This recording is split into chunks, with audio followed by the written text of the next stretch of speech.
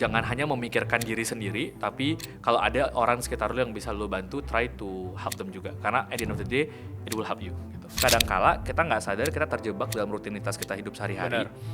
Tiap hari kita ke kantor, pulang kantor, atau sekolah, pulang sekolah, kuliah, dan seterusnya, ketemu banyak orang dan lain-lain, dan akhirnya terjebak dalam rutinitas yang sama dan lupa bahwa ternyata kita tuh lost gitu. Pendidikan kita saat ini gitu ya menuntut uniformitas gitu, jadi kayak keseragaman. Semua orang harus bisa ini, semua orang harus bisa itu. Kita tuh masih terjebak dalam kacamata bahwa berarti anak pintar adalah A, anak cerdas adalah B gitu ya. Kalau kurang adalah begini, padahal sebenarnya ini tuh kayak spektrum gitu. Jadi nggak hitam putih gitu. Karena gue merantau ke Jakarta gitu ya. Jadi layaknya anak perantauan ada rasa ingin membuktikan gitu. Bahwa gue bisa survive loh di Jakarta. Bahwa gue bisa loh pada akhirnya diterima di tempat ini, bahwa actually I belong here. It's one of a kind. Gue nonton film banyak banget selama ini, Indonesia, internasional. Gue tuh nggak bisa bayangin ini film tuh kayak film apa gitu. Yang udah gue tonton. Kalau udah nonton ya, film apa yang gue pernah tonton yang kayak gini gitu. Halo semuanya, kembali lagi di podcast Suara Berkelas. Hari ini aku happy sekali karena kita kedatangan tamu berkelas. Ada temanku sendiri, Iman Usman. Halo. Welcome to the show. Thank you, akhirnya mampir ke sini. Susah sekali loh mengajak Iman Usman ke podcast. Wah, enggak lah. Akhirnya bisa hari ini. Pas ketemu jadwalnya. Ya. Man, banyak orang yang mungkin mengenal Iman Usman dari POV founder Ruang Guru. Tapi kan aku kenal kamu itu sebagai lulusan hubungan internasional nih. Lu bukan backgroundnya anak IT, bukan anak film ya, bukan anak bisnis nih. Tapi sekarang lu terjun di dunia edutech, which is IT, kemudian di dunia bisnis, sampai ke dunia film. Kenapa hidup lu tidak selinear itu? Oke. Interesting question. Karena gini, mungkin gue juga nggak ngerti kenapa seolah-olah tuh kita tuh hidup harus linear justru sebenarnya, dan itu yang dianggap sebagai suatu yang normal. Karena kalau gue justru melihatnya manusia tuh sebenarnya memang nggak berada dalam satu kotak aja. Kita tuh namanya manusia kan sebenarnya unik gitu. Kita pasti punya ketertarikan, dan ketertarikan kita itu bisa banyak. Kita misalnya punya aspirasi, dan aspirasi kita itu bisa aja selalu berubah gitu ya, tergantung zaman, bisa tergantung apa yang kita terekspos gitu, apa yang kita baca, apa yang kita konsumsi, dan lain-lain. Jadi sebenarnya dari dulu tuh gue nggak pernah berpikir bahwa gue kayaknya akan jadi just one thing, itu sebenarnya juga enggak gitu. Tapi sebenarnya kalau mau dibedah lebih dalam gitu, yes, mungkin gue belajarnya HI gitu ya, karena mungkin dulu aspirasi gue, gue pengen jadi diplomat gitu ya, tipikal ya anak HI gitu. Tapi sebenarnya ketika gue belajar di HI, itu kan sebenarnya gue belajar banyak hal ya, karena HI sebenarnya sangat general sekali gitu. Lu belajar tentang isu keamanan, lu belajar tentang isu ekonomi, lu belajar hukum, termasuk isu sosial, dan di dalamnya adalah edukasi gitu. Nah dari beragam isu itu, gue merasa kayak kayaknya isu pendidikan ini menarik gitu. Dan sebenarnya kalau ngeliat banyak persoalan di dunia ini tuh akhirnya ujung-ujungnya tuh pasti kalau ditanya apa sih core problemnya, balik-balik ke education gitu, balik-balik ke human capital gitu. Tapi ketika kemudian ada pertanyaan tentang siapa nih yang akhirnya mau terlibat di dunia pendidikan, orang tuh berpikir 2 kali, berpikir 3 kali gitu. Nah jadi dari pemikiran itulah sebenarnya kenapa gue merasa akhirnya terpanggil kayak oke deh, kalau orang semua ngerasa bahwa pendidikan adalah masalah yang penting, tapi tidak ada yang mau terjun di dalamnya, terus siapa yang mau ngerjain pendidikan gitu. Jadi gue lebih awalnya tuh obses terhadap kayak problemnya, ini ada problem yang cukup besar atau sangat besar gitu ya, tapi kok nggak banyak orang yang mengerjakan ini gitu. Jadi itu yang membuat gue kemudian akhirnya terpanggil di dalamnya gitu. Akhirnya itu yang membuat gue terjun ke dunia pendidikan. Tapi kemudian seiring berjalannya gue terjun di dunia pendidikan, gue harus berpikir kan untuk membuat misi gue ini menjadi sustainable gitu ya. Gue harus mempunyai sesuatu yang scalable. Akhirnya pasti harus ada teknologi di dalamnya. Karena kalau enggak, gue hanya menyelesaikan masalah untuk satu ruang kelas aja. Apa bedanya misalnya gue dengan membuat sekolah? Apa bedanya gue dengan misalnya membuat ruang kelas aja? Dan nggak salah juga, impact-nya juga bisa besar juga. Tapi it wasn't just something that I was looking for gitu. Jadi ya udah gitu. Jadi gue mencari sesuatu yang bisa scalable, dan untuk scale itu butuh teknologi. Untuk membuat kemudian misi gue itu menjadi berkelanjutan, pada akhirnya dia butuh bisnis gitu. Karena butuh ada perputaran revenue yang membuat dia menjadi sustainable, yang menjadi berkelanjutan gitu. Dan di situ akhirnya mau nggak mau gue harus belajar bisnis gitu kan. Untuk membuat apa yang gue sampaikan itu atau produk yang gue bisa sampaikan itu bisa sampai ke banyak orang, gue percaya bahwa pada akhirnya namanya bisnis, institusi atau bahkan negara pun itu tuh sebenarnya built on shared narratives gitu.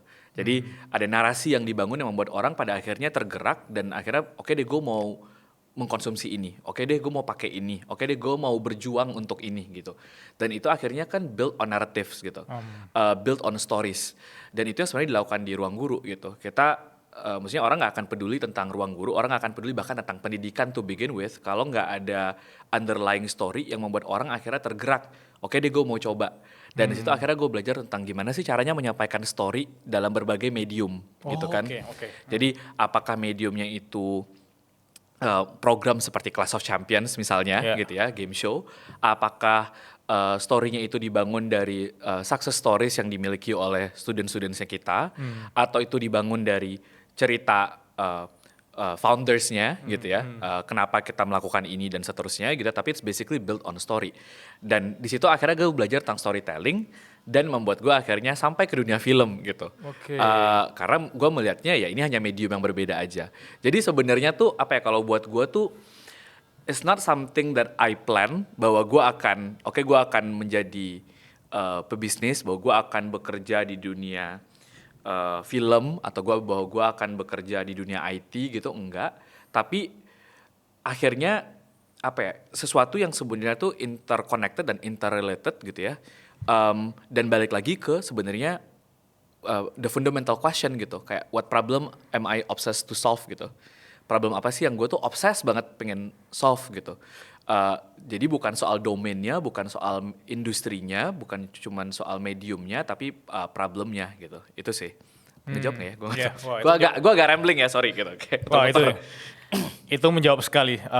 Kenapa gue bilang sangat menjawab? Karena memang ketika kita ngomongin tentang linearitas, orang itu kayak kasih label ke seseorang. Oke, lu adalah anak HI, jadi jalur lu pakai kacamata kuda, lu hanya bisa jalur di HI doang gitu. Which is ketika lu bilang tentang oke, gua anak HI dan tidak menutup kemungkinan untuk gua bisa apply ilmu gua harus belajar tentang teknologi gitu. Dari teknologi mungkin gua harus melebarkan sayap. Which is ada bisnis, dan dari bisnis gua bisa cari format baru nih. Bisa jadi edukasinya harus masuk dari film, dari podcast dan lain-lain, dan itu membuat gue terbuka bahwa connecting the dot itu masuk akal. Jadi jangan batasi diri kamu dari background kamu doang. Betul. Gitu. Dan kalau lu ketemu dengan anak-anak 20-an yang melihat POV, tapi kan Bang, kita tuh jangan terlalu banyak passion, ntar nggak bisa fokus. Gitu. Kita tuh harus fokus pada satu hal doang dulu. Apa yang lu bisa sampaikan ke mereka? Nih, sebenarnya gue sering bilang bahwa passion itu tuh bukan kayak lu kesambar geledek terus tiba-tiba kayak inilah passionku gitu ya. Jadi bukan tiba-tiba kayak ini gitu. Tapi passion itu build over time gitu, build over consistency, build over lu nyobain ini itu terus lu berasa kayaknya gue lumayan bagus ya ngerjain ini gitu. Kayaknya gue seneng ya ngerjain itu gitu. Jadi sebenarnya sih dan itu is okay bahwa lu punya tertarik sama banyak hal gitu. Dan sometimes ketika ngomongin passion itu bukan juga sesuatu yang kayak ini tuh harus menjadi ladang pekerjaan lu gitu ya, ladang penghidupan lu, sebenarnya juga belum tentu juga gitu. Kayak misalnya gue passionate banget, kalau nanya passion lu apa aja gitu, gue passionate banget sama tenis gitu. Kayak it's kayak sesuatu yang gue bisa habiskan waktu berjam-jam dan gue nggak akan komplain gitu ya. Gue tiap malam misalnya bisa nonton tenis gitu ya, karena ada aja selalu matchnya gitu, mau siapa yang main. Itu sesuatu yang gue suka banget gitu. Dan ya ketika gue mau suka sama tenis, gue nggak berpikir awalnya ya, meskipun akhirnya sekarang gue punya tenis club apa segala macam gitu, tapi awalnya gue nggak berpikir bahwa gue mau jadiin bisnis gitu, enggak gitu. Jadi sebenarnya tidak masalah gitu, punya banyak interest dan segala macam. Mungkin yang baik lagi ke pertanyaan fundamentalnya adalah gimana caranya, apakah kita bisa connect the dots gitu dari berbagai macam hal yang kita sukai itu, kemudian apakah dia bisa jadi supporting one to another nggak sih gitu. Iya. Kalau sebenarnya nggak bisa ya nggak apa-apa juga sebenarnya, nggak ada yang salah. Tapi dia akan jauh lebih powerful ketika kemudian satu sama lain tuh bisa leveraging each other gitu. Jadi misalnya kalau let's say gue passionate sama education, dan di ruang guru adalah cara gue misalnya mencoba untuk berkontribusi di dunia pendidikan gitu. Tapi dari situ kemudian ketika gue masuk film, gue itu leveraging banyak hal yang sudah gue lakukan dan gue punya di ruang guru untuk kemudian gue bisa terjun di dunia film gitu. Oke, ya. Be it network, be it resources gitu ya, be it pengalaman gue misalnya ngedirect dan nge-produce konten-konten edukasi atau show-show yang dibikin sama ruang guru gitu ya, itu yang menjadi kemudian backbone untuk gue kemudian jadi terjun ke dunia film. Sehingga ketika gue masuk ke dunia film, yes itu ladang baru dan sesuatu yang gue nggak ketahui gitu ya, banyak hal, tapi gue nggak mulai dari nol gitu, karena ada itu yang tadi ngebangun gitu. Wow. Mungkin kalau analogi simpelnya kayak lu harus baca buku dulu yang banyak sampai lu ada kesimpulan bahwa oh buku ini yang gue suka baca gitu. Iya, tapi biasanya gini, gue selalu kayak bilang juga sama orang-orang, jadi sebenarnya kalau ngomongin karir atau ngomongin apa gitu, ada konsep namanya T-shape karir sama I-shape karir gitu ya. Iya. Jadi kan kalau T, basically you start from the breadth and then you go deep gitu. Jadi ininya dulu nih gitu. Nah, sebenarnya passion itu menurut gue mungkin agak kayak gitu juga tadi. Jadi kayak breadth-nya ini tuh lu bisa banyak hal ya tadi ya, bisa gue tertarik sama olahraga, gue tertarik mungkin sama film, gue tertarik sama teknologi dan seterusnya gitu ya. Tapi at the end of the day, lu pasti tetap punya satu atau dua home base-nya yang lu akan deep for-nya gitu, lu akan dalam di situ gitu. Karena ini yang jadi anchor-nya gitu. Yeah. Karena kalau semuanya di sini, akhirnya kelihatannya gitu ya, lu akan kayak apa ya, kayak muter-muter aja gitu, kayak lontang-lantung nggak jelas gitu, kayak sini ke situ gitu, tapi nggak ada ininya. Nah jadi anchor-nya ini yang tetap harus ada. Misalnya buat gue ruang guru, tapi hal-hal di belakang ini tuh sebenarnya menopang gue untuk membuat ruang guru tuh jadi jauh lebih baik gitu, gitu sih sebenarnya. Yeah. Lebih baiknya tuh bisa bukan dalam artian cuman kayak oh dia berarti relevan terhadap ruang guru, nggak. Sesederhana gue tertarik sama tenis itu membuat gue menjadi jauh lebih fresh. Gue tahu kayak kalau gue mau istirahat, gue maunya ke tenis, gue nonton tenis gitu ya, yang akhirnya membuat gue jadi function better di pekerjaan gue di ruang guru. Jadi bisa kayak gitu. Ya itu saling terhubung, kayak interconnected kayak lu bilang di awal tadi, bahwa hidup itu tidak sehitam putih yang lu bayangkan. Oke. Betul. Ini iman ruang guru doang nih. Pulang ke rumah, nonton tenis, tidur, bangun tidur lagi, ruang guru doang, nggak seribet yang lu bayangkan gitu. Justru ada ya penopang-penopang. Oke, gue tertarik sama bikin film, gue tertarik baca buku, gue tertarik untuk bikin COC dan segala macam. Itu nge-support satu fundamental atau anchor yang lu maksud ruang guru tadi. Ya. That's why tadi balik ke analogi yang gue maksud tadi, kayak kadang ada orang yang nggak suka baca buku kan, kayak mereka nggak suka baca buku, mereka baca buku langsung ke buku yang berat sekali gitu. Let's say dia baca bukunya, oke gue membaca buku Socrates gitu, ditulis oleh Plato, jadi langsung berat. Lu harus baca dulu 10 buku yang menurut lu tuh lu penasaran mana aja. That's why ada 10 buku, ntar lu bisa ambil kesimpulan, oke ternyata gue sukanya buku fiksi yang komedi, buku yang lebih ringan. Karena lu udah punya kesimpulan 2 buku yang lu suka, akhirnya lu suka baca kan. Orang gak suka baca karena mereka langsung baca buku yang berat. Dan it's okay untuk teman-teman yang baru baca buku, lu gak suka buku itu gak apa-apa. Even gue pernah baca buku 5 halaman, gue ya udah gue gak baca lagi. Betul. Gitu. Itulah kenapa pentingnya mencoba banyak hal sampai lu ada kesimpulan bahwa oke, gue enjoy main tenis, gue enjoy bikin film dan segala macam.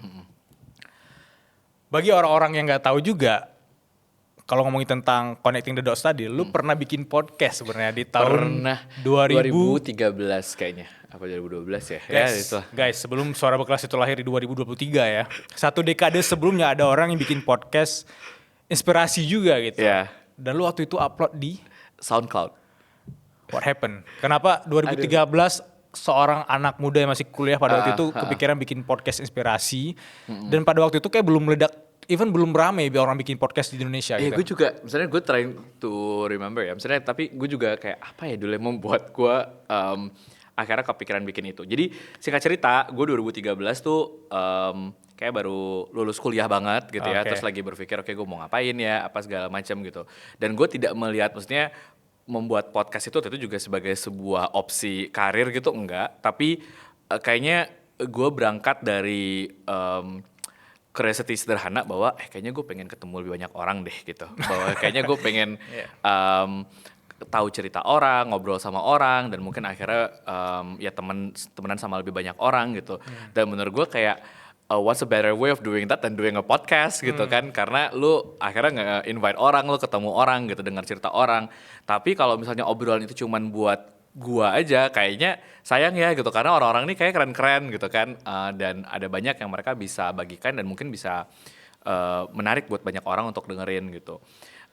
So berangkat dari sesederhana itu. Terus waktu itu gue ngajak salah satu teman gue, Caca Marshanda gitu ya, kayak Ca mau bikin ini nggak gitu. Jadi gue jelasin lah gitu kayak podcast gini. Gue dulu kayaknya udah denger podcast juga sih, tapi gue lupa gitu. Tapi gue udah dengerin, saya udah tahu lah konsep podcast gitu, udah. Tapi memang nggak banyak di Indonesia waktu itu gitu.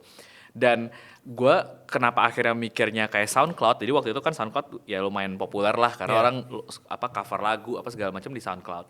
Dan gue tuh karena balik tadi misinya tuh simple tadi ya gitu, jadi gue tuh nggak mau overcomplicate si podcast ini gitu. Dan gue tahu kayak aduh kalau gue mesti pakai video, udah di si YouTube kan, tapi misalnya kayak kalau gue pakai kamera ini berarti gue harus mesti setup kameranya, mesti ada banyak orang, ada apa segala macam gitu. Jadi audio aja kali ya kan simple ya, cuman pakai mikrofon, direkam apa, terus ya udah nih gitu. Jadi itulah gitu, sesederhana itu sih sebenarnya mulainya gitu. Tapi jalan sampai berapa ya, mungkin 38 episodes, so 38 guest atau apa, terus habis itu gue sekolah keluar negeri kan, terus ya udah jadinya tidak dilanjutkan. Dulu namanya Inspirecast. Inspirecast ya, wow gokil sekali sih. Ini kayak kayak 2000 ya kayak reinkarnasi 1 dekade kemudian ada orang bikin suara berkelas kayak tiba-tiba lu, karena gue kaget ketika kemarin gue makan malam sama Iman, terus Iman cerita gue pernah bikin podcast dan gue gokil, kayak orang harus tahu deh 2013 ada anak muda yang bikin podcast inspirasi juga di Indonesia gitu ya. Wow. Ya dulu lah pada masanya gitu. Tapi itu menurut lu apakah terhubung juga kayak lu bilang tentang connecting the dots tadi? Terhubungnya jadi mungkin lebih bahwa gue tuh ya suka ketemu orang aja sih. Jadi kalau satu kayak orang nanya passion lo apa, berteman gitu kali ya gitu kayak dan menurut gue ya kayak gue bilang tadi, cara yang baik untuk kenalan sama orang baru dan kenal ceritanya gitu ya. Itu salah satunya lewat podcast, that's one thing. Tapi yang kedua sebenarnya terhubungnya adalah again podcast is a storytelling medium gitu. Jadi kalau orang ada kayak satu video gue gitu ya, atau kalau gue nanya lu apa sih gitu ya, oke, orang terserah mau definisi gue educator, businessman, apa segala macam, tapi ada satu biasanya gue pakai I'm also a storyteller gitu. Dan mediumnya bisa macam-macam. Gue nulis buku, gue tadi ya lewat podcast gitu ya, atau lewat film. Basically as a storytelling medium gitu. Jadi ya itu balik ke situ lagi tadi sih. Banyak nggak tahu mungkin di tahun 2017 ya, lu pernah masuk Forbes Asia 30 under 30, which is di usia lu pada waktu itu 20-an. Ya, 25, 26 ya kayaknya. Oke. Menurut gue ya, semakin orang-orang itu berkelas ya, semakin orang-orang itu sukses terutama di mata orang lain ya, pasti hambatannya itu di menemukan temen yang genuine gitu. Apakah lu pernah menghadapi fase di mana wah di gue punya ini, gue punya ini, sehingga lu sangat selektif dalam memilih pertemanan. Lu takut kalau orang itu mau berteman dengan Iman Usman karena Iman Usman sih 30 under 30 tadi. Pernahkah di fase itu, dan let me know? Oke, mungkin gue sih nggak pernah berpikir karena si Forbes 30 under 30-nya ini ya, karena it's something yang kayak gue juga jarang sebutin gitu, maksudnya tadi title dan segala macam. Tapi mungkin kalau balik ke pertanyaan lo tadi, mungkin kalau gue bagi ke fase ya, fase pertama dalam hidup gue tuh sebenarnya kayak tidak selektif, jadi nggak mikirin, bertemanlah dengan semua orang gitu, ibaratnya kayak ya udah gitu. Jadi ya semua banyak teman gue gitu. Fase kedua ada fase gue selektif, tapi selektifnya bukan karena kayak gue mau memilih-milih, jadi kayak oh ini orang yang layak berteman, tidak layak berteman, tapi selektifnya adalah di fase ini atau di masa hidup gue di fase kedua ini adalah gue insecure sebenarnya. Insecure balik kayak pertanyaan lu tadi adalah bahwa aduh orang tuh berteman sama gue tuh genuine gak ya, orang berteman sama gue tuh emang mau berteman atau ada maunya atau ada misinya gak sih gitu sebenarnya gitu. Atau misalnya gue udah biasanya kayak orang kenal sama gue sekali terus habis itu nextnya langsung kayak by the way gue ada project ini nih, terus gue langsung mikir gitu kayak, aduh ya nggak masalah sih, maksudnya ya, it can be genuine juga, cuma at the same time kadang gue berpikir apakah ini jadi transaksional ya gitu, pertemanannya dan seterusnya, atau kayak tadinya mungkin dia berteman ini ya. Nah cuman akhirnya gue menyadari ini juga adalah fase yang nggak sehat gitu, karena akhirnya gue menjadi suspicious, gue menjadi curiga, kayak ketika berteman gue kayak mempelajari motif orang dan segala macam. Ketika at the same time dia juga menghambat gue untuk kemudian gue jadi keluar dari zona nyaman gue, karena akhirnya gue memilih teman yang ya udah zona nyaman gitu-gitu aja terus gitu ya. Akhirnya juga menutup ruang gue untuk belajar, karena pada akhirnya kayak kalau gue nggak familiar, kalau gue nggak ini itu banyak lah kayak requirement-nya gitu ya, karena jadi susah sendiri gitu ya. Sehingga pada akhirnya dan yang keempat, yang keempat sebenarnya adalah gue mempertanyakan diri gue lagi juga. Gue asking people untuk jadi genuine ke gue, tapi guanya apakah genuine ke orang juga nggak sih gitu. Kayak am I actually being genuine gitu. Dan ketika gue misalnya, mungkin gue bisa jawab yes, gue genuine, atau tapi ada masa-masa juga mungkin kayak apakah gue juga enggak ya atau gimana ya gitu ya. Dan akhirnya menurut gue ini overcomplicate things aja gitu, gue overthinking gitu.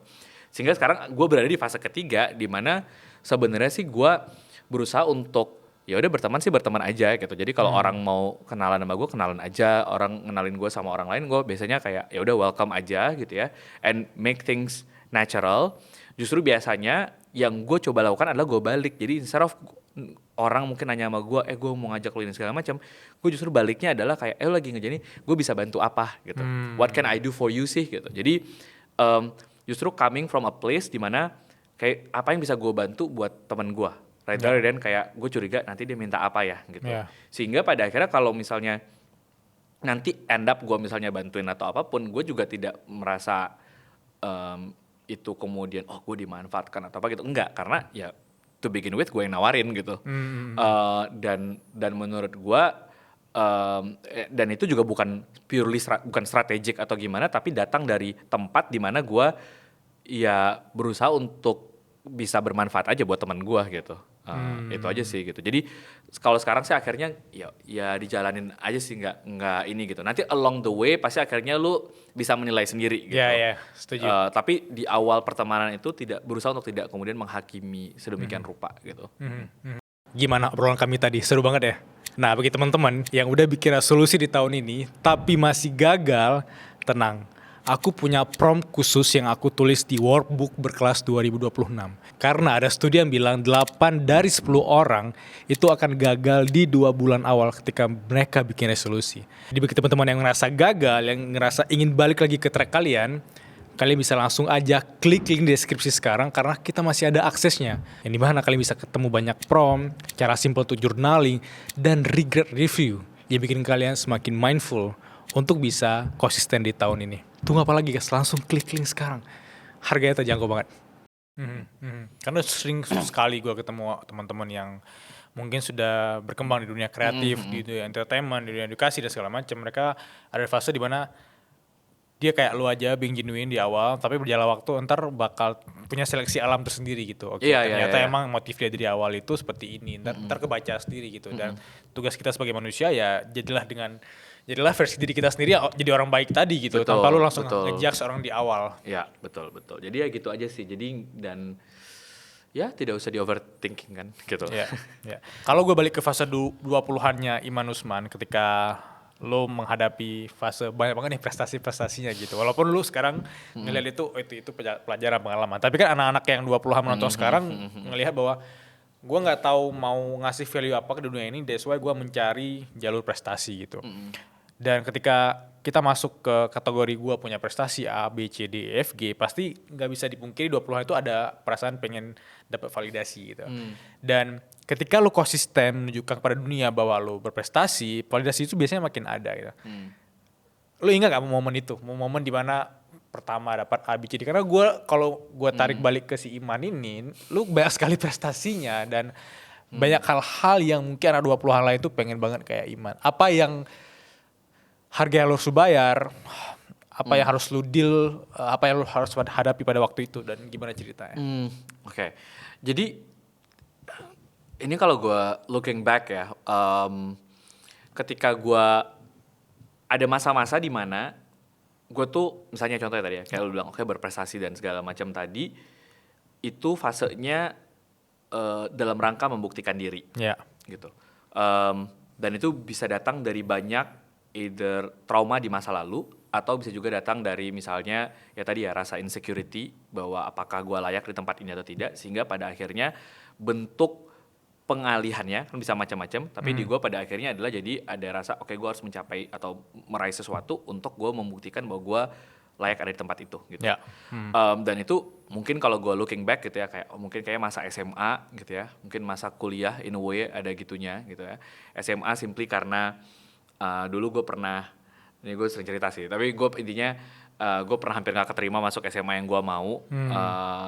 Dan akhirnya keterima karena gue cadangan 1, akhirnya keterima. Cuman pas gue masuk sekolah ternyata gue baru menyadari bahwa ada kayak 2 rombongan kelas itu masuk karena jalur belakang gitu. Jadi gue marah banget gitu sama sekolah, sama institusinya gitu ya, karena gue hampir tidak diterima di situ. Sehingga kalau orang ngelihat gue di masa SMA gitu ya, gue tuh kayak sangatlah ambisius. Gue mungkin nggak tahu menang lomba kayak 30-an kali ya selama gue SMA gitu. Karena ada rasa di mana bahwa gue mempertanyakan apakah gue tuh sebenarnya layak nggak sih ada di sini gitu. Gue hampir nggak keterima. Jadi karena gue tadi secara teknis gue adalah orang terakhir yang diterima di sekolah ini. Jadi gue ingin membuktikan bahwa gue sebenarnya layak loh berada di nomor 1 gitu ya. Jadi ada fase itunya gitu, jadi masa itunya. Ketika gue kuliah mungkin karena gue merantau ke Jakarta gitu ya. Jadi layaknya anak perantauan ada rasa ingin membuktikan gitu. Bahwa gue bisa survive loh di Jakarta. Bahwa gue bisa loh pada akhirnya diterima di tempat ini. Bahwa actually I belong here. Bahwa gue ketika gue misalnya masuk jurusan kayak HUI ini jurusannya susah gitu ya segala macam. Bahwa gue di sini bukan cuman ya udah nih memenuhi kuota loh di sini, tapi gue actually bisa compete, bahwa gue bisa berada justru di elite levelnya gitu ya dan seterusnya. Jadi ada masa-masa di mana seperti itu gitu. Dan gue belajar banyak gitu dari proses itu gitu. Of course in one thing gue mengakumulasikan segala hasil, segala pencapaian tadi, dan itu membantu gue menjadi stepping stone gue untuk kesini kesana gitu ya. Tapi di sisi lain juga dari masa-masa itu sebenarnya ya kalau tadi pertanyaan lu gitu ya kayak at what cost gitu ya, apa yang dikorbankan, akhirnya banyak hal gitu. Karena bukan karena mengejar prestasinya dan segala macam, tapi karena motif di baliknya gitu. Bahwa mungkin akhirnya ada pertemanan yang menjadi cost karena gue tau misalnya kayak no matter what gue harus ini gitu. Jadi sehingga pada akhirnya pertemanan gue terkorbankan. Misalnya gue jadi gak punya waktu buat itu, buat berteman, buat mungkin atau jadi kayak tadi bertemannya apakah genuine atau tidak gitu ya. Itu satu gitu. Terus kemudian yang kedua mungkin akhirnya gue kayak tadi ya, jadi instead of kayak gue mengejar depth, akhirnya gue jadinya yaudah semuanya segala hal deh, kayak you name it lah. Gue pernah waktu SMA tuh gue ngapain ya, kayak pernah segala jenis lah. Gue pernah ikutan lomba jadi penyiar radio, gue pernah debat, olimpiade, apa segala hal gitu. Jadi kayak nggak jelas ininya gitu. Jadi akhirnya gue nggak depth-nya nggak ada gitu ya. Jadi ada hal kayak gitu yang terkorbankan gitu. Sehingga pada akhirnya ketika di masa bekerja terutama gitu ya, mungkin, dan ini juga mungkin setelah 3 tahun, setelah 4 tahun gue bekerja gitu ya, akhirnya gue justru nggak terlalu fokus akhirnya sama hal-hal itu gitu. Mungkin gue malah masuk di fase di mana you know what, kayak I think I've done that, I've proved myself enough, I know I belong here gitu ya, jadi there's nothing else to prove, jadi ya udahlah gitu. Dan di situ fase justru di mana akhirnya gue merasa gue lega, gue tanpa beban, dan surprisingly justru malah bisa do it better gitu. Bisa achieve more tanpa gue rencanakan gitu. Achieve more dalam apapun lah ya definisi orang gitu. Misalnya bisnisnya jadi bertumbuh, atau akhirnya dampak yang dihasilkan bisa lebih besar gitu. Akhirnya gue mungkin jadi bisa mencoba sektor baru dan seterusnya. Itu hal-hal yang akhirnya ketika justru gue nggak ada motif-motif tadi itu gitu. Dan prestasi-prestasi yang lo raih ketika SMA sampai ke fase 20-an itu kan mostly di pendidikan kan. Gue penasaran isi kepala lu melihat tentang pendidikan di negara tercinta kita pada saat ini gitu. Apakah kita sudah di jalan yang tepat atau kita justru masih di fase tertinggal gitu. Kayak kalau secara personal kan kita ngerasa bahwa dia lebih sukses, dia lebih maju gitu. Aku merasa tertinggal sehingga kita insecure. Tapi dalam tanda kutip pendidikan, apakah kita harus melihat dengan POV itu juga biar negara kita maju? Justru itu jadi motivasi. Oke, negara kita tertinggal, aku insecure dengan negara A, B, C. That's why gue harus fokus untuk mengembangkan pendidikan negara gue. Gimana lu ngeliat Oke. POV pendidikan?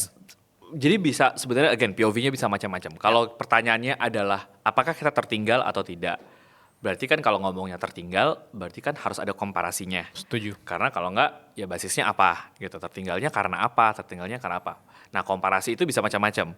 Bisa dengan pendidikan kita di masa lalu, kayak oke, looking back kayak 10-20 years ago kita ada di mana, sekarang kita ada di mana gitu ya. Bisa juga dengan orang lain, which kayak lu bilang tadi, dengan negara lain, dengan bangsa-bangsa lain gitu, dan itu parameter yang digunakannya bisa macam-macam gitu. Kalau misalnya parameternya adalah kemampuan peserta didik gitu ya. Jadi harusnya anak let's say umur 15 tahun bisa apa, bisa mencapai apa gitu ya. Dibandingkan sama negara lain, ya jawabannya clear tertinggal gitu. It's a factual ini aja gitu, data dari PISA, dari TIMSS, berbagai macam pengukuran internasional ya menunjukkan ya kita tertinggal gitu di kemampuan itu gitu. Tapi mungkin the more fundamental question kalau bagi gue ketika ngomongin masalah pendidikan ini adalah sebenarnya balik lagi ke visi pendidikan Indonesia tuh sebenarnya apa sih gitu. Karena menurut gue tiap negara tuh bisa beda-beda, dan sehingga pada akhirnya pengukuran komparatif tadi might not be relevant gitu, karena belum tentu skill set ataupun kapasitas yang dibutuhkan oleh setiap itu juga berbeda gitu.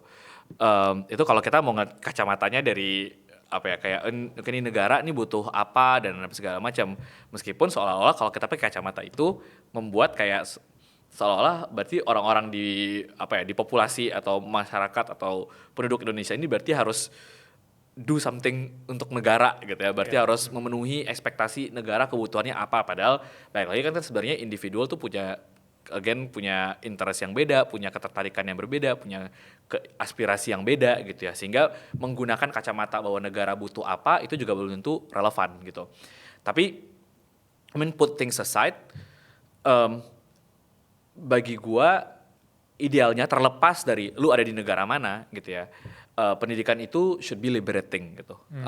Jadi bukannya dia kemudian mengekang tapi membebaskan. Membebaskan tuh dalam artian juga bukan oke ini dibuka keran seluas-luasnya, lu mau gimana juga enggak, karena dan lu terserah lu mau model belajarnya kayak gimana, enggak, karena dalam fase umur tertentu atau dalam fase belajar tertentu atau dalam metode belajar tertentu tetap butuh struktur gitu ya. Jadi bukan artinya itu, tapi membebaskan dalam artinya adalah kita membuka ruang untuk anak itu bisa mengeksplorasi minatnya apa, bakatnya apa gitu ya, tertarik dengan isunya seperti apa, dan apakah kemudian bukan hanya ruangnya yang dibuka, tapi apakah kita kemudian bisa mengakomodir dan memfasilitasi itu sehingga dia punya ruang tumbuh untuk bisa menjadi lebih baik di area itu gitu. Nah itu yang menurut gue mungkin masih menjadi PR besar gitu, karena pendidikan kita saat ini gitu ya menuntut uniformitas gitu, jadi kayak keseragaman. Semua orang harus bisa ini, semua orang harus bisa itu.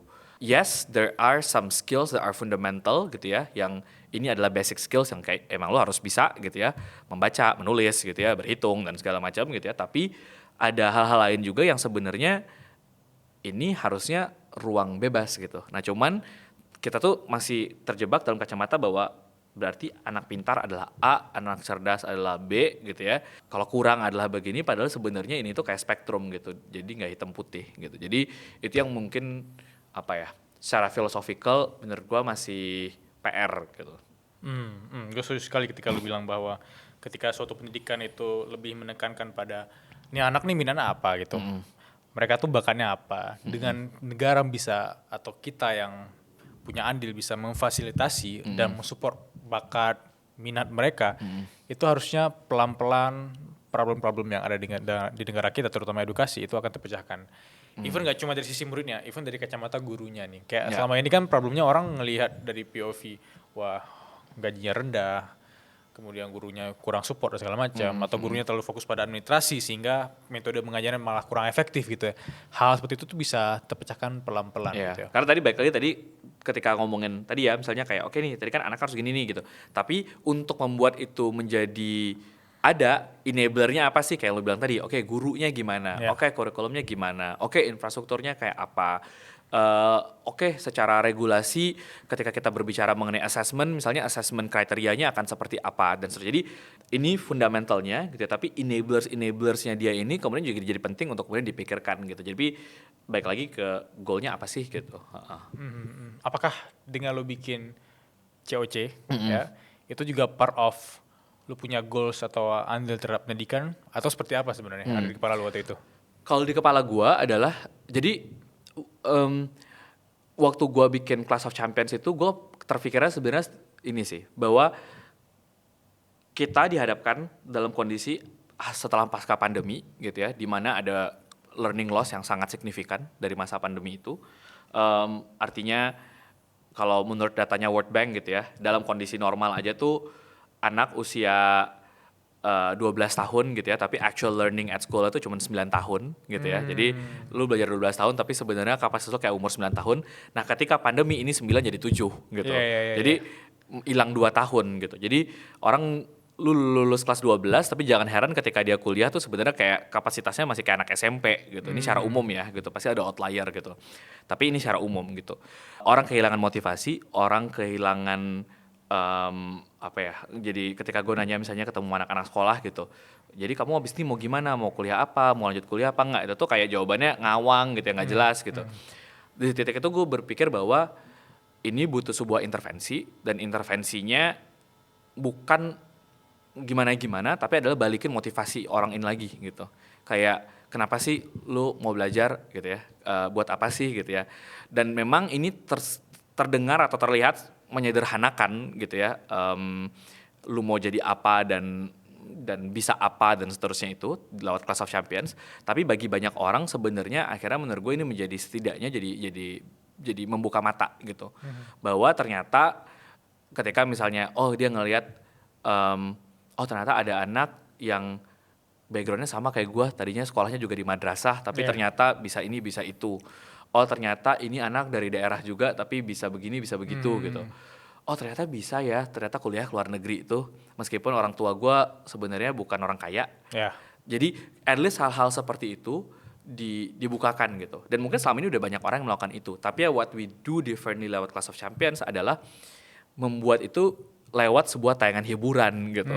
Yang orang bisa tetap tertarik, orang bisa tetap hook nontonnya, sama seperti dia nonton drama Korea gitu ya, sama seperti dia nonton film, tapi sebenarnya ada meaning dan pesan yang mendalam di balik itu semua gitu. Itu yang sebenarnya kita coba lakukan waktu itu lewat si Class of Champions gitu, dan alhamdulillah maksudnya sekarang udah mau season 3 gitu ya.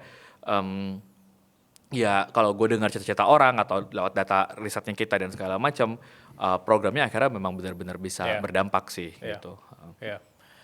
Kalau ngomongin masih di konteks edukasi ya, gue lebih menarik ke kreatifnya, which is ketika kita bikin suara berkelas juga, itu kita pengen berkontribusi terhadap edukasi sebenarnya, bahwa orang-orang yang menonton ini itu mereka bisa dapat edukasi dari orang-orang berkelas, which is mungkin lo harus keluar uang biasanya, tapi di sini lo free, gratis lo dengerin orang-orang yang ngobrol di sini terhadap tentang kemajuan, tentang teknologi dan segala macam gitu. Bagaimana pendapat lo atau POV lo terhadap edukasi yang dikombin dengan dunia kreatif gitu. Misalnya ada orang yang mau bikin konten tapi berbau edukasi itu mereka insecure. Yang pertama karena mungkin uangnya nggak segede di entertainment gitu.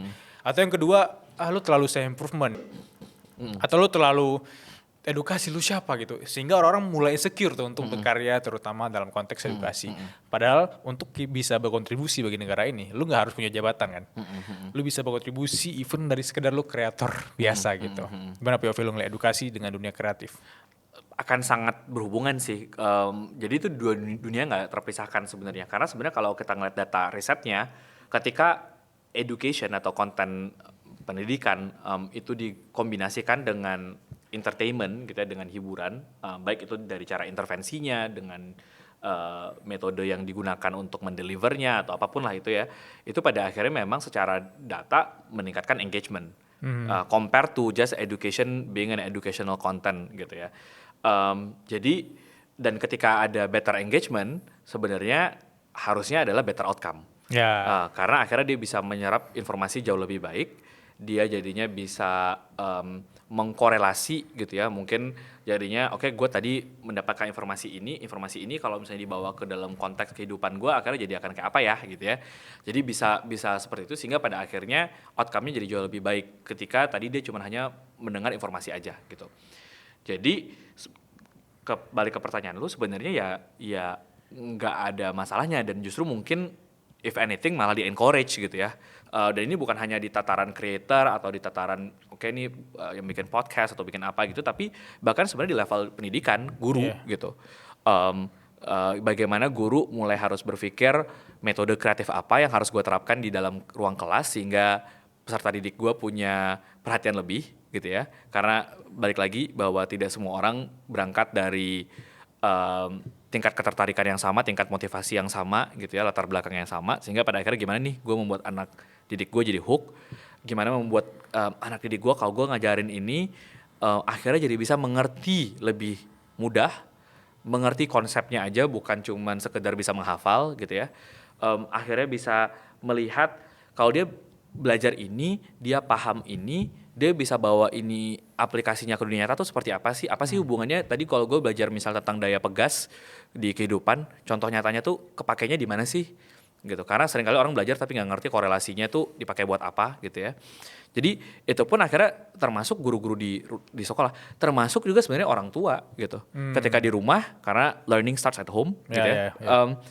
Berpikir gitu. Kalau gue misalnya mau melakukan sesuatu, membuat anak gue tertarik dengan sesuatu gitu ya, apa yang harus gue lakukan gitu ya. Jadi sebenarnya ini bukan tadi kreativitas itu bukan cuman kalau lu mau bikin media yang ditonton oleh banyak orang, tapi sebenarnya di ruang terkecil apapun itu pada akhirnya harus diimplementasikan karena balik lagi elemen kreatif tadi yang membuat kita jadi bisa berinteraksi lebih mudah sama manusia karena yang kita deal ini manusia gitu. Gitu. Yeah.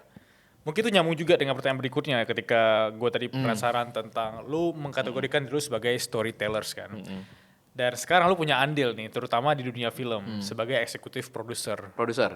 Oke, sebagai produser ya dua-duanya lah, EP dan produser ya. Karena lu juga pernah jadi EP atau jadi benar dua-duanya kan? Yes. Dan kagetnya ternyata banyak film Indonesia yang menurut gua ada bumbu-bumbu edukasinya, ternyata ada Iman Usman di baliknya, which is kayak Budi Pekerti, Satu Kakak Tujuh Ponakan, dan sekarang Para Perasuk ya. Yes. Nyambung dengan pertanyaan yang ingin gua tanyain, which is tentang storyteller ya. Karena Iman Usman sekarang itu punya andil atau peran sebagai produser ya di banyak film. Gua tahu lu ada di Satu Kakak Tujuh Ponakan, Budi Pekerti, dan sekarang Para Perasuk ya. Momen apa yang bikin lu kemudian lu beneran pivot dari seorang storyteller yang mungkin mainnya di ruang guru, mungkin di bisnis segala macam langsung ke film? Oke.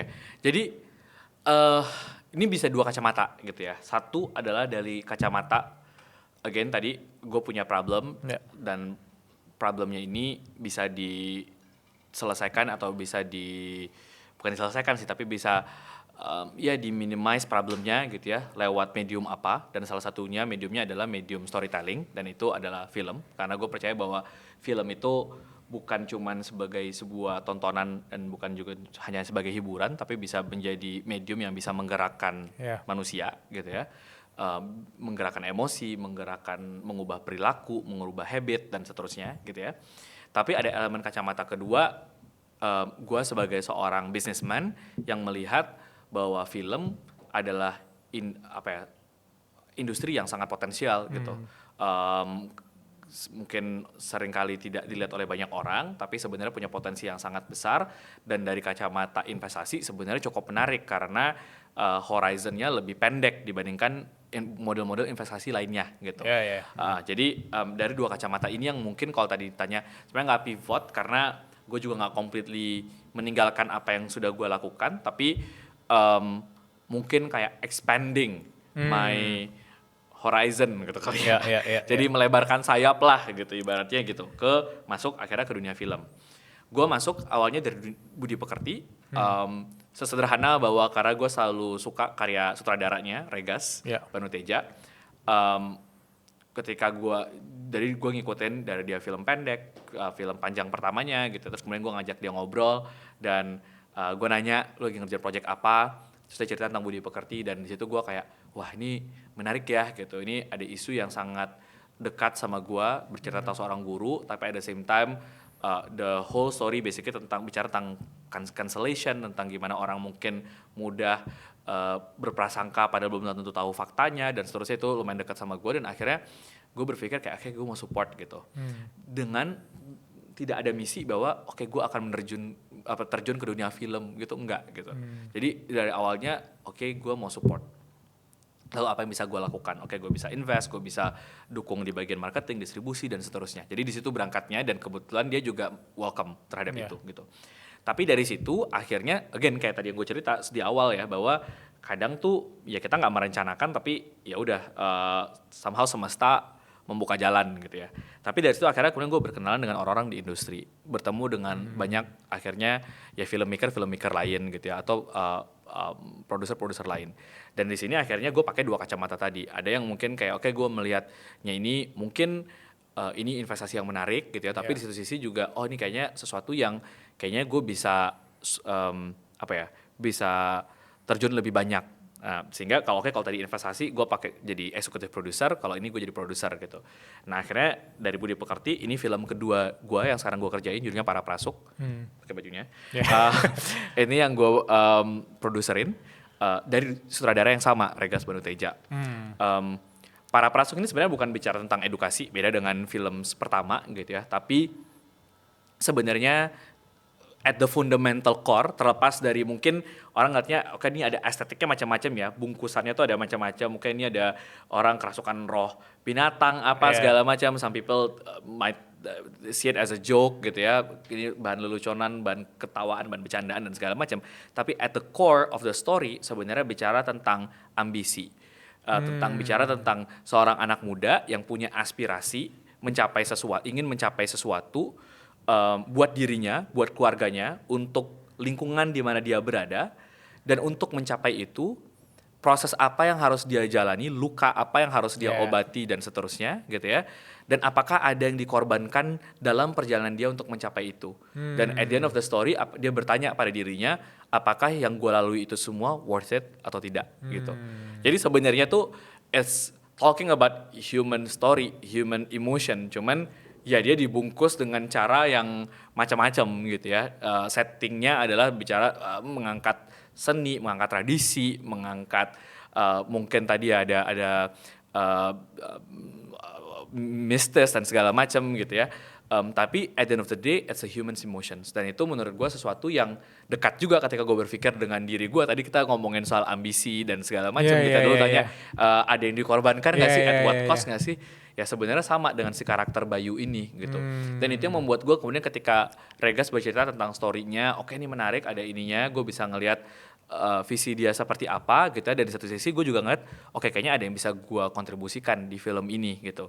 Dan makanya akhirnya gue ya menyepakati gue jadi produser untuk si film ini. Dan sejak 2024 kita mengerjakan film ini gitu ya, akhirnya ya mulai dari assemble cast, makanya akhirnya ada castnya yang bisa diketahui, ada Anggun, ada Angga Yunanda, ada Maudy Ayunda, Brian Domeni, Ciko Kurniawan gitu ya, dan lain-lain.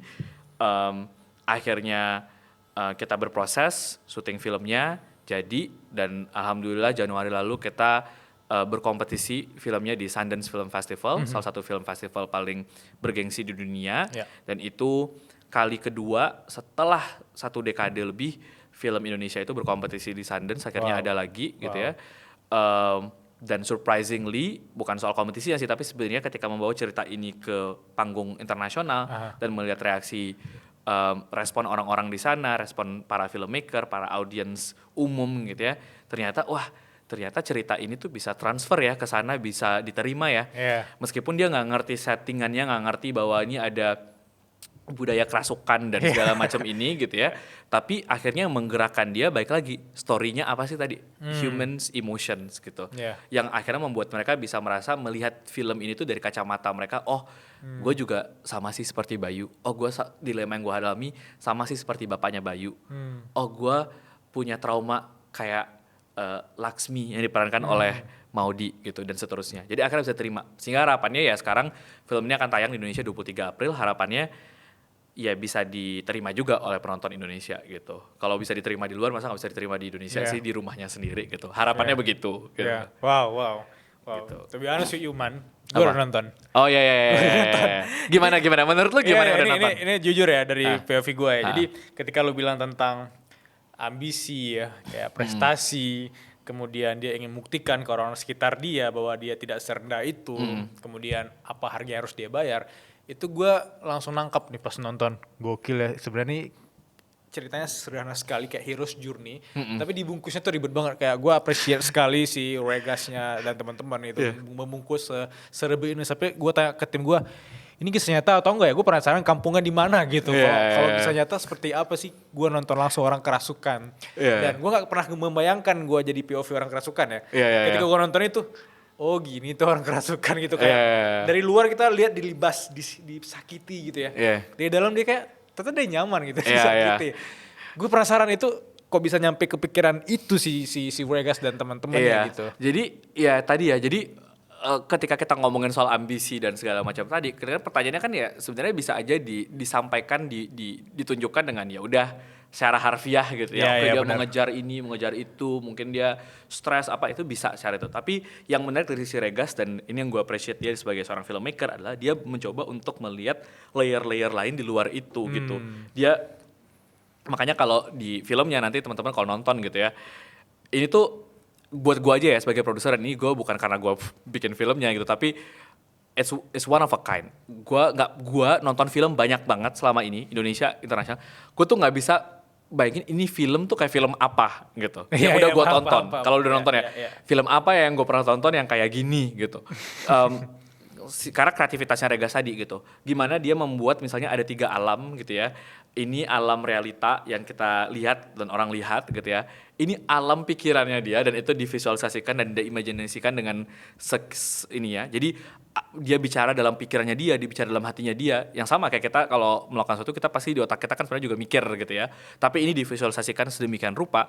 Dan ketika dia mentransfer energi tersebut, misalnya gue mentransfer energi ke lo, yang lu rasakan tuh apa? Tapi ini semua tuh divisualisasikan, tidak diomongin gitu. Nah itu yang menurut gue kayak, wah, gue aja tuh kayak, gue udah nonton udah berkali-kali ya obviously gitu. Dari masa editing sampai udah ini gitu. Dan gue tetap masih yang kayak, aduh gila sih. Jadi, dan itu semua harus dinikmati di bioskop karena experience-nya akan beda banget gitu. Kenapa ya lihat sendiri lah, ntar takut spoiler gue. Iya benar. Gue juga menahan diri untuk tidak spoiler. Gue menahan diri untuk tidak spoiler karena gue benar-benar enjoy dan lucunya man. Sebelum gue datang ke bioskop waktu itu, gue expect nih ada hantu nggak ya? Nggak ya?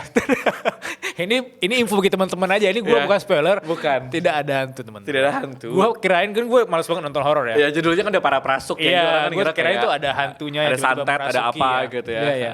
Ternyata sekeren itu dibungkus. Thank you. Itu sama kok, gue kemarin ngundang orang buat kayak premier apa segala macam gitu. Ada ini nggak horor kan ya? Gue takut lagi horor. Enggak, ini nggak film horor. Tapi gue menjelaskan genre-nya juga bingung, jadi gue biasanya nyebutnya udah ini film drama gitu. Tadi ketika lu ngomongin tentang manusia itu kan berpikir gitu, kayak kita ada alam pikiran kita sendiri dan apakah lu pernah merasakan hal ini? Karena gue pernah baca salah satu artikel bahwa kebanyakan manusia itu tuh benar-benar sulit untuk mengenal dirinya sendiri gitu.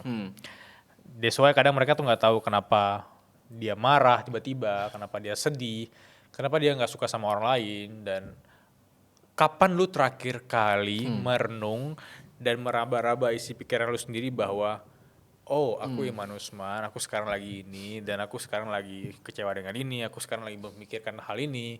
Kapan lu bener-bener kayak being in the present banget gitu, dan apa yang sedang lu pikirkan pada waktu itu?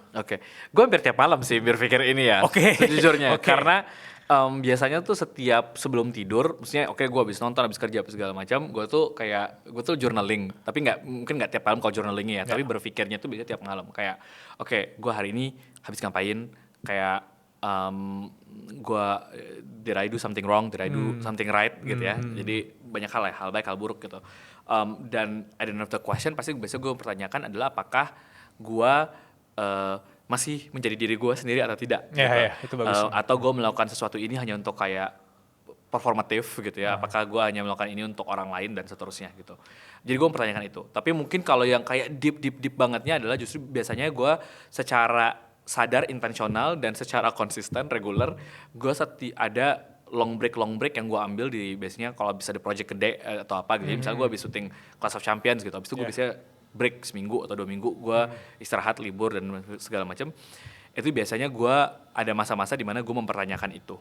Jadi buat gue tuh gue berusaha untuk hal-hal seperti ini tuh nggak muncul kayak di tengah-tengah gue lagi sibuk tiba-tiba kayak menyerang nih kayak existential crisis.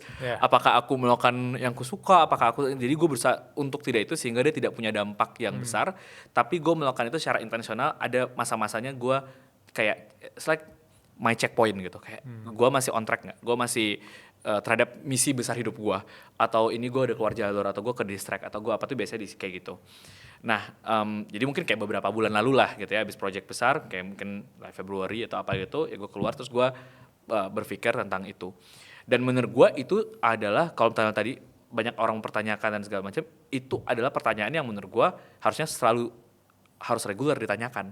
Karena kadangkala kita nggak sadar kita terjebak dalam rutinitas kita hidup sehari-hari. Tiap hari kita ke kantor, pulang kantor, atau sekolah, pulang sekolah, kuliah dan seterusnya, ketemu banyak orang dan lain-lain, dan akhirnya terjebak dalam rutinitas yang sama dan lupa bahwa ternyata kita tuh lost gitu.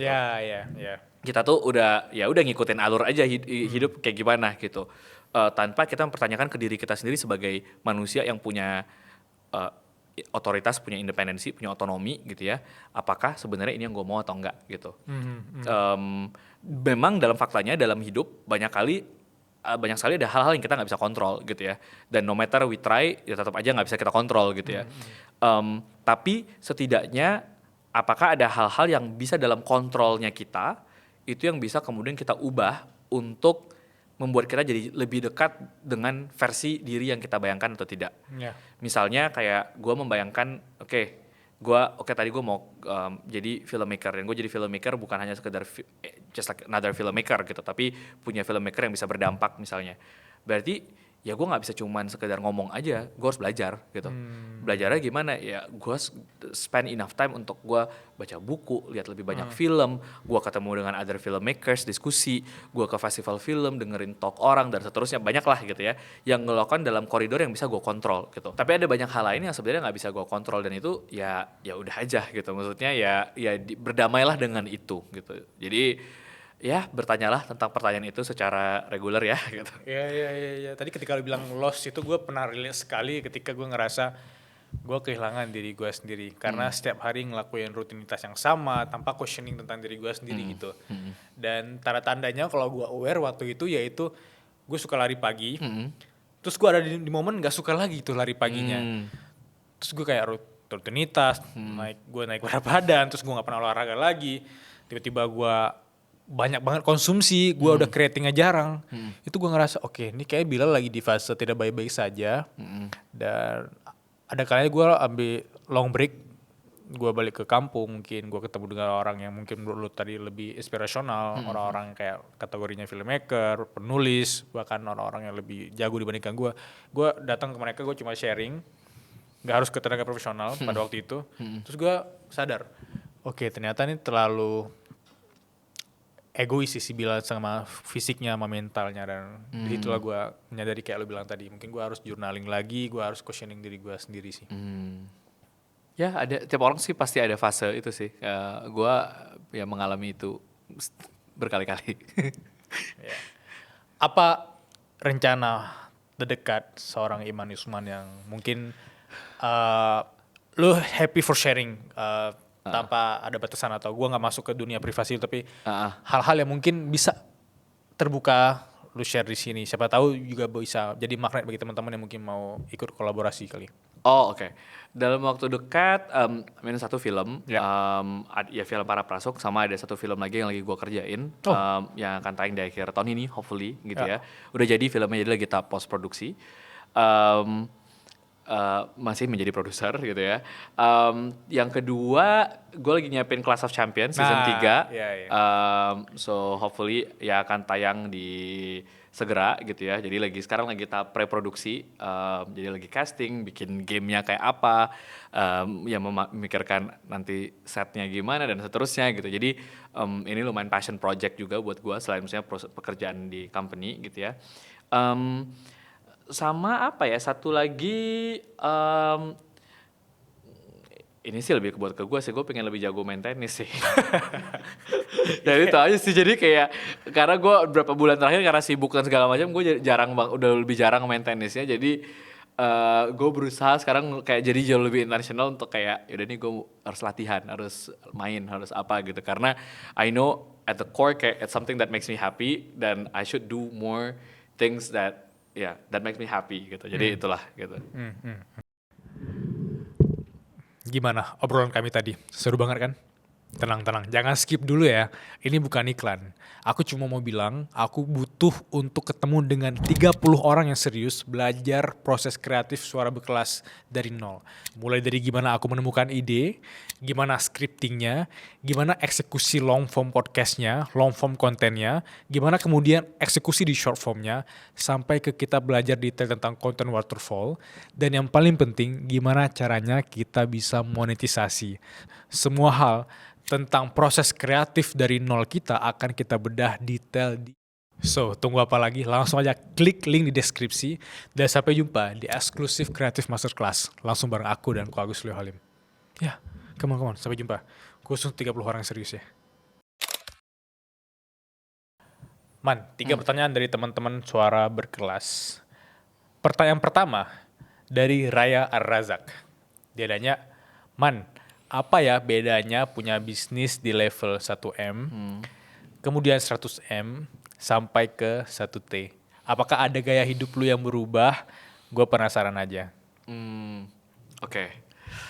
Oke, mungkin bukan gaya hidup, tapi kalau dari sisi membangun perusahaan, menurut gua ketika ini dalam kacamata gue ya, dan Ya. dalam pengalaman gue, karena tiap bisnis dan tujuannya apa itu bisa beda-beda gitu ya. Tapi ketika 1M itu di konteksnya Ruang Guru itu adalah masa di mana kita memvalidasi idenya kita. Karena jujur 1M itu bukan, misalnya bagi sebagian orang uang yang besar, tapi kalau membangun tech company itu bukan hal lah yang bukan uang yang besar. Jadi itu masa validasi, masa kita membuktikan bahwa kita punya konsep yang bisa berjalan. Kita ngetes product market fit-nya kita, apakah bisnis ini bisa diterima pasar, punya audiensnya, bukan artinya punya audiens yang besar, tapi apakah bagi audiens yang menerima produk ini, dia melihat produk ini itu sebagai sesuatu yang bermanfaat dan menyelesaikan masalahnya dia atau enggak. Itu buat gue ketika di 1M. Ketika di 100M, menurut gue PR-nya adalah membangun structure, membangun pondasi. Karena kalau ketika 1M tuh biasanya nggak bisa sih gitu. Jadi ada banyak hal yang lu kerjakan sendiri gitu. Tapi ketika membangun ke 100M, itu biasanya udah bisa punya structure. Jadi lu ingin membangun tim seperti apa, lu mulai thinking about the culture that you want to set up. Culture starts dari awal, cuman maksudnya ini udah membuat culture ini menjadi sebuah sistem. Jadi bukan cuman menjadi sebuah kebiasaan atau keyakinan orang-orang yang memulainya aja gitu ya. Tapi ini sesuatu yang mau lu teruskan ke banyak orang. Lu mulai berpikir bagaimana membangun hal-hal yang bisa jadi jauh lebih scale dibandingkan sebelumnya gitu ya. Dan memastikan bahwa kemudian ya bisnis itu bisa berjalan secara sustainable gitu, tanpa adanya apa ya, misalnya kalau nggak ada orang menambah investasinya atau apa, ya itu tetap bisa jalan gitu. Jadi di titik ini emang udah harus profitable, udah harus nggak harus ya, tapi kalau bisa udah profitable gitu ya. Kalau bisa juga udah tahu ini mau dibawa kemana gitu ya. Itu di 100M. Kalau di 1T, menurut gua sih pada akhir ini udah bicara tentang akhirnya bagaimana scale gitu. Jadi scale itu bisa dicapai dengan akhirnya tadi lu ngerjain one thing, kemudian yaudah nih ini di gimana tadi misalnya let's say lu bikin service di Jakarta doang. Yeah. Oh ini jadinya gimana membuat service ini menjadi nationwide. Jadi lo mengekspansi secara geografi gitu ya. Tapi juga udah bisa melihat oh apakah ada area-area lain atau jenis diversifikasi dari produk atau layanan lu yang kemudian mungkin masih relevan yang bisa lo lakukan juga sehingga pada akhirnya bisnis jadi bertumbuh. Jadi di sini bicara biasanya banyak tentang growth, tentang expansion, tentang mungkin masuk ke sektor baru gitu ya, produk baru biasanya di sini gitu. Jadi kayak tadi misalnya kalau di kita misalnya di Ruang Guru kita udah lumayan juara nih di online produknya, akhirnya mungkin kita offline-nya bisa ngapain ya, bisa bikin apa ya. Tadi mungkin kita tadi udah juara di sini di titik kita bikin produk untuk SD, SMP, SMA, tapi mungkin kita bisa masuk kemana ya? Mungkin kita bisa masuk ke buat upskilling, mungkin kita bisa masuk buat corporate training, mungkin kita bisa masuk bahkan buat anak usia dini dan seterusnya. Itu sih kalau buat gue ya, pembedanya kalau dari sisi bisnis. Tapi kalau dari sisi gue pribadi sebagai pemimpin di perusahaannya, 1M itu menurut gue wartime, hidup dan mati, survival. Jadi kalau baca buku Atomic Habits misalnya gitu ada dibilang wartime CEO and peacetime CEO gitu ya. Dan itu agak wartime menurut gua gitu. Terus yang kedua kalau di 100 karena ya kalau nggak ya mati bisnis lu gitu. Itu kalau 100M itu menurut gua adalah fase banyak trial and error. Karena lu bisa punya banyak, misalnya lu punya resource yang cukup untuk mengambil resiko. Kalau 1M tuh menurut gue bisa tipis banget. Ini biasanya lu bisa kayak, deh gue coba ini. Dan mungkin lu gagal di situ tapi nggak apa-apa, lu belajar. Karena lu tahu bahwa lu punya resource gitu, lu punya tim, lu punya apa untuk melakukan itu. Kalau udah di 1T, menurut gue biasanya banyak terkait dengan lu udah berpikir juga tentang legacy gitu. Jadi kayak kalau misalnya gue nggak ada nih, company tetap bisa jalan nggak? Kalau misalnya gimana caranya mungkin gue akhirnya belajar mendelegasi bagaimana gue train my senior executives. Udah lebih ke situ lah gitu. Mungkin POV orang yang nanya juga dari POV mereka baru merintis atau POV makanya mungkin bisa nggak applicable, makanya tadi gue kasih disclaimer di depan. Karena mungkin bagi sebagian orang 1M itu juga udah gede juga. Gitu. Jadi bisa beda gitu. Merintis gitu ya. Lifestyle yang berubah itu kerasa di mana menurut lo? Lifestyle yang berubah. Dalam gue melihat waktu. Jadi mungkin kalau 1M tuh gue kayak yaudah kayak penting kan ya ini jadi gue harus banyak kerjain sendiri apa segala macam. Ketika gue udah di fase di atas lebih sedikit gitu ya, gue tuh melihat waktu tuh sesuatu yang sangat precious. Sehingga gue banyak bertanya ke diri gue, apakah waktu gue itu lebih baik untuk mengerjakan ini value-nya dibandingkan ini dikerjakan oleh orang lain. Yes, memang gue keluar duit gitu ya. Tapi mungkin kalau gue spend waktu di sini sebenarnya outcome-nya tuh akan jauh lebih gede. Gitu. Jadi misalnya kalau tadi 1M tuh gue mungkin masih jawabin customer, masih apa gitu ya, dan it's important gitu. Tapi ketika udah di atas itu sedikit, oke ini bagus gue jawabin customer, tapi mendingan ada customer service-nya nggak sih? Terus guanya mendingan fokus mikirin yang lain. Gitu. Atau sesederhana kayak, tadinya kalau 1M nih gue masih nggak apa-apa deh, bawa kendaraan sendiri apa segala macam gitu. Bukan karena lifestyle ya, tapi karena gue ya udah emang ini. Tapi ketika ada di atas itu, buat gue misalnya di Jakarta, waktu macet, waktu gua nyari parkir, waktu gua mesti misalnya let's say tadi nunggu untuk datang ride hailing atau mobil ini datang apa segala macam, itu tuh berharga banget buat gua gitu. Dan better gua menggunakan itu untuk hal lain. Jadi intinya kalau bagi gue sih waktu yang akhirnya berubah. Setuju. Dan dengan uang lu juga punya banyak opsi kan, kayak misalnya gua opsinya mau naik kendaraan umum atau gue mau naik taksi yang mungkin lebih nyaman. Which is ketika gue naik taksi lebih nyaman, gue masih sempet nih, gue mau podcast sama Iman Usman, gue bikin cushion list. Atau gue balesin email, tadi gue nggak ini dan macam-macam lah gitu. Jadi not necessarily buat lifestyle, buat gaya-gayaan, tapi dalam rangka justru buat gue jauh lebih produktif gitu. Yes, setuju. Kita ke pertanyaan kedua. Pertanyaan kedua dari Anggara Fani. Dia tanya, apa titik terendah seorang Iman Usman dalam hidupnya? Dan apa alasan Kak Iman gak give up dengan titik terendah itu? Oke. Titik terendah.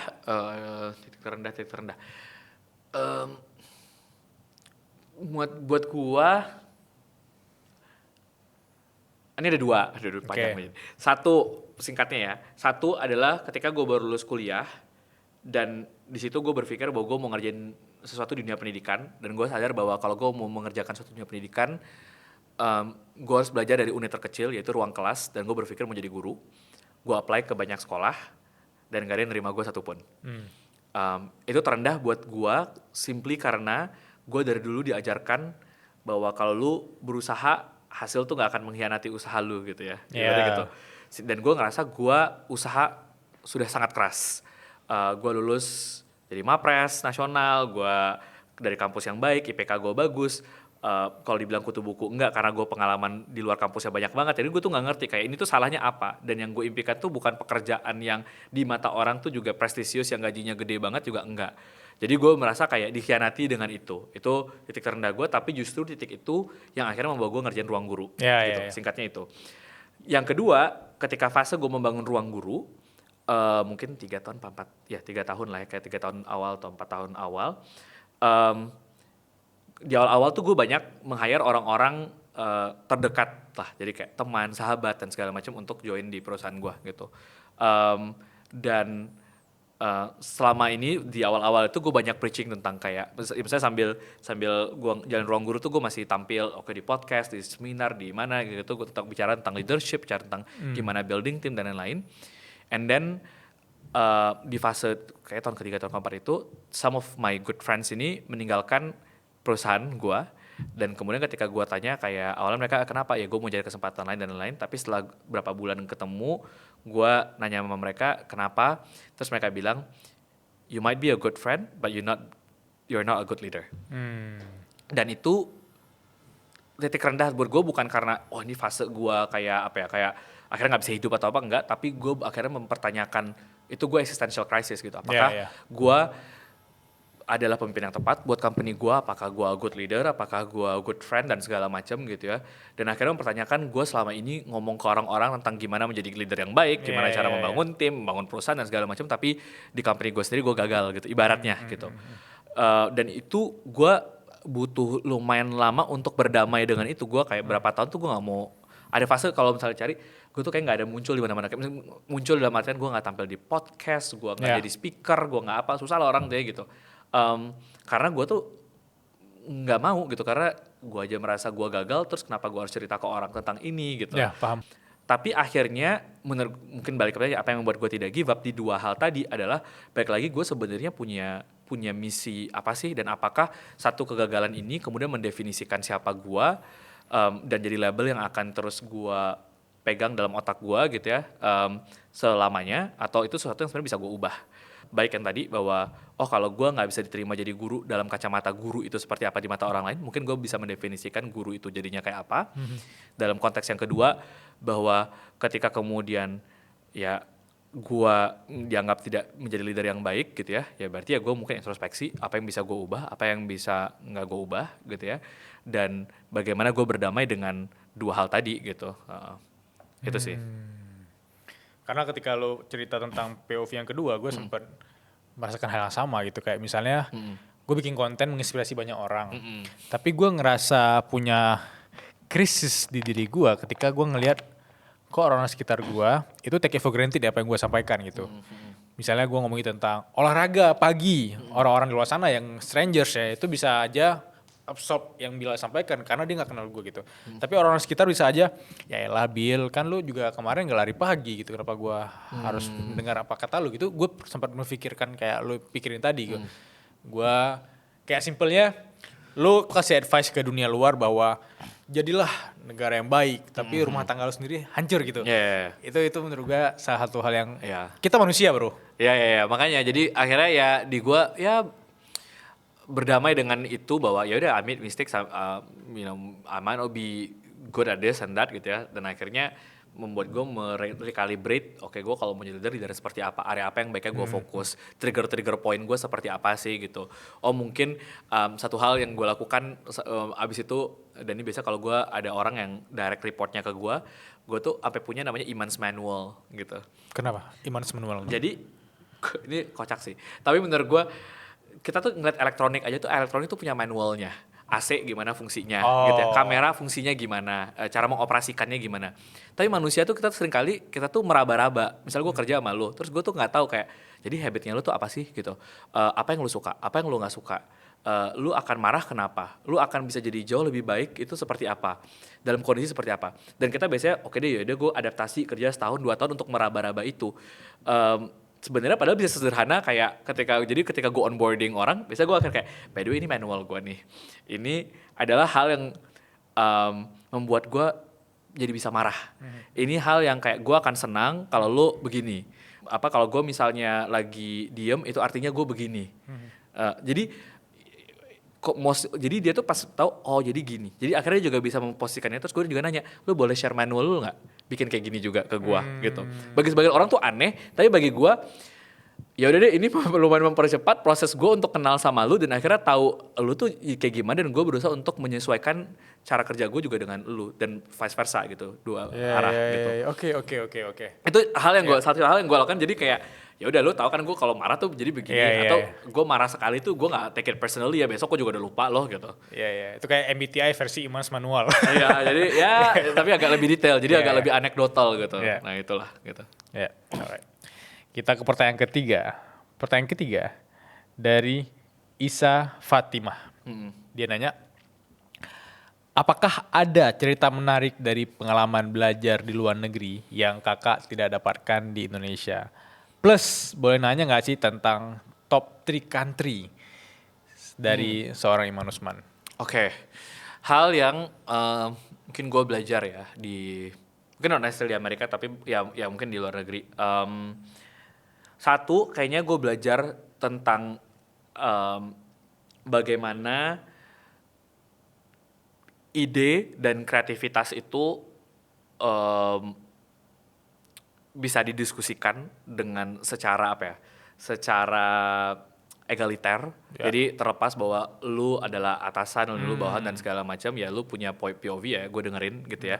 Karena mungkin gue tumbuh di lingkungan, mungkin di sekolah atau di kampus di mana hierarki itu menentukan kayak lu bisa bicara sebanyak apa dan siapa yang harus dengerin, siapa yang harus ini gitu ya. Satu itu. Sementara kalau gue di Amerika mungkin dulu gue di ruang kelasnya memang terbiasa bahwa ya udah gue nggak setuju sama POV dosennya, ya udah biasa aja dan it's okay gitu. Dan dia juga nggak take it personally gitu. Jadi itu satu. Yang kedua adalah bahwa gue belajar untuk beradaptasi untuk bekerja dengan orang yang jauh berbeda dari gue. Jadi sangat beragam, keberagamannya mungkin ya. Dan ini bukan hanya mungkin dari jenis kelamin, warna kulit, bisa dengan keyakinan, even belief systemnya dia misalnya kayak ya udah sebenarnya kayak gue pandangan politik gue bisa beda dan segala macam, tapi ketika kita bekerja dan punya satu misi untuk apa, itu semua menjadi doesn't matter gitu, dan kita bisa menghargai satu sama lain.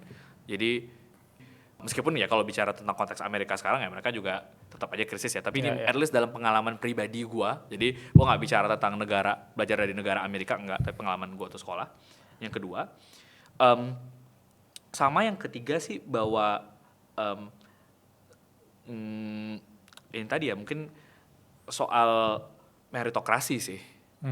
Ada dekatnya dengan poin pertama bahwa ya sesuatu tuh bisa dinilai dengan merit base loh, secara objektif gitu.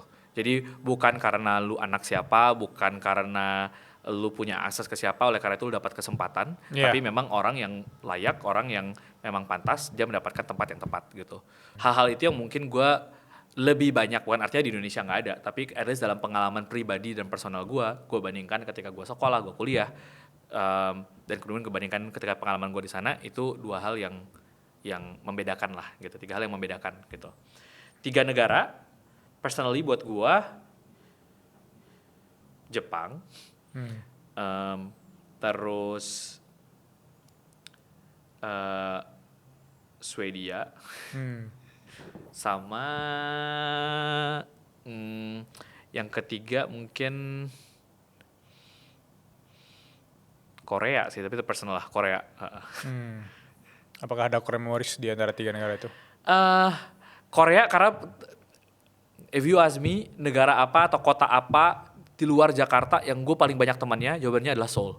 Oke. Jadi jadi kalau tanya yang gue selalu pengen balik dan gue feels like at home itu actually Korea. Kayak gue makanan nyaman, apa nyaman, orang kenal gitu ya, bisa navigate gitu dan segala macam. Jadi gue lumayan comfort zone lah kalau Korea. Dan gue kaget kayak lu kenal beberapa idol Korea sih. Iya makanya gitu. Jadi kayak oke lah kayak gue bisa tinggal di sini gitu ya. Jepang tuh menurut gue selalu menarik karena ada aja gitu kayak lu mau berapa kali pun ke Tokyo kayak selalu ada sudut-sudut yang kayak oke ini kayak gue belum pernah dan ini kayak beda gitu. Kayak every corner is different gitu. Lu pindah ke kota lain juga udah beda gitu. Jadi itu buat gue juga personal gitu ya. Kalau Swedia tuh menurut gue menarik karena sangat vibrant, sangat youth banget dan dia bisa mengawinkan antara kayak ini modernitas dan juga kayak tradisi tapi bisa jadi satu lah gitu. Itu gue lumayan suka sih gitu. Wah, belum pernah ke Swedia tapi beberapa dosen gue emang sempat tinggal lama di sana dan mereka cerita hal yang sama kayak lu tadi dan semoga bisa dekat ya.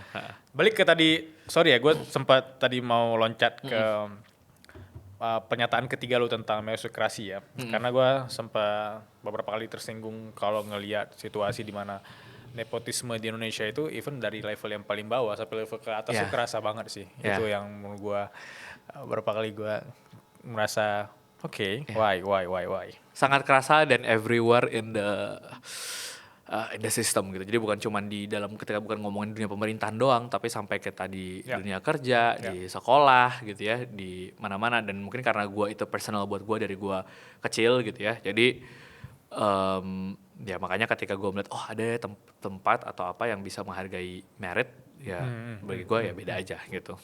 Ya, wow. Gak kerasa lo mana 1 jam kita ngobrol ya tadi. Dari gue, the worst advice yang pernah Iman terima. Oke. Ini personal buat gue adalah ada ketika orang ngomong sama gue kayak lu jangan kerja di dunia pendidikan deh, nggak bisa hidup. Karena ya nggak tahu ya, maksudnya ya dan gue tidak menyalahkan advice itu karena ya mungkin orang itu datang memberikan advice dari kepedulian dan dari exposure yang dia miliki gitu dari ya. Pengalaman dia Dari pengalaman dia dan mungkin katanya kalau kerja di dunia pendidikan tuh bisanya cuma di sini, bisa di situ gitu. Dan gue sempat terpikir gitu kayak mungkin iya ya, mungkin ini ya gitu ya. Tapi ya somehow karena gue tidak mendengarkan ya gue menjadi Iman Usman yang sekarang gitu. Gitu sih. Jadi ya gitu. Makanya tapi nggak tahu ya mungkin bisa dicari kesimpulannya kalau buat orang ini kan personal buat gue tapi buat orang adalah bahwa ya ketika orang bilang kayak lu jangan melakukan sesuatu atau lu jangan terjun di bidang A atau B atau C, there might be some value in what they're saying gitu ya, mungkin ada benarnya, tapi at the same time, balik lagi ke lu sih gitu, kalau lu tahu apa yang lu mau, tahu apa yang lu kerjakan, dan lu senang melakukan itu, ada purpose yang lebih besar dibandingkan just yourself gitu ya, then why not gitu, you're not anyway committing to a lifetime job juga enggak gitu kan, it's not like lu nggak bisa tiba-tiba 3 tahun 4 tahun berubah juga belum tentu juga nggak kayak gitu juga gitu kan. Lu ini bukan sesuatu yang gue mendedikasikan diri gue seumur hidup gue akan melakukan ini juga enggak. Jadi there's always an option to pivot, there's always an option to change your mind. Jadi ya why not gitu. Ya selalu ada opsi, selalu ada tempat untuk lo berubah pikiran. Betul. Dan sebelum gue tutup, kalau misalnya ada orang yang menonton ini sampai di menit ini, Man. Biasanya orang yang menonton sampai di menit ini. Wah, selamat. Anda telah melalui ini semua gitu ya. Iya, dia bahkan mencatat. Dia menulis, dia mencatat di notes dia. Kayak kita bahkan. Gue ragu sekali. Gue lagi di quarter life crisis. Gue ketemu dengan orang yang kayak tadi kasih advice ke lu bahwa ngapain lu kerjain itu, di situ nggak ada uangnya, lu pasti gagal. Tapi mereka karena nggak ada yang support, karena mereka tidak punya tujuan juga, mereka bisa aja menelan tuh mentah-mentah advice dari orang tersebut dan mereka menjalani hidupnya 10 tahun, 20 tahun, 30 tahun dalam penyesalan. Sebelum itu terjadi, untuk mencegah teman-teman melakukan hal yang sama, kalau lu bisa sampaikan sesuatu ke mereka, lu mau ngomong apa? Oke. Bener gue, people are gonna say what they're gonna say. Jadi mereka akan selalu ada noise itu bahwa orang bilang lu tidak layak, tidak pantas, tidak bisa. Itu di fase apapun. Bukan hanya ketika fase sekarang lo memulai, ini disclaimer gitu ya. Jadi bukan hanya sekarang doang, tapi even ketika lo sukses, even ketika lo berhasil, akan ada omongan hal serupa. Setuju. Dalam konteks yang berbeda, disampaikan oleh orang yang mungkin jauh lebih jago juga atau mungkin enggak gitu ya. Tapi akan selalu ada itu. Sehingga itu bisa lu anggap sebagai noise yang udah lewat dan gak ada gunanya aja. Tapi juga bisa sebenarnya menjadi full gitu, jadi bisa jadi energi sebenarnya. Untuk lo bekerja lebih keras, untuk lo berusaha lebih keras gitu ya, untuk membuktikan bahwa oh mungkin pandangannya salah dan seterusnya, itu bisa lo interpretasikan sendiri gitu. Tapi yang lebih penting lagi sebenarnya adalah ya what you're gonna do about it gitu. Karena kalau nggak dia cuman jadi kayak hise, ya mereka ngomong ini lo ngomong ini gitu. Tapi lu bisa melakukan itu dengan satu, menurut gua lu belajar, ya terus belajar gitu ya. Jadi keep learning, keep growing. Yang kedua adalah dengan keep trying, jadi mencoba terus gitu ya.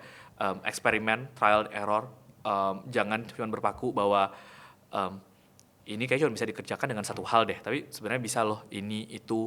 Kalau tadi mungkin kalian misalnya jualan online, satu platform nggak working, maybe ada platform lain gitu ya, maybe mungkin bukan online gitu, jadi ada banyak gitu ya.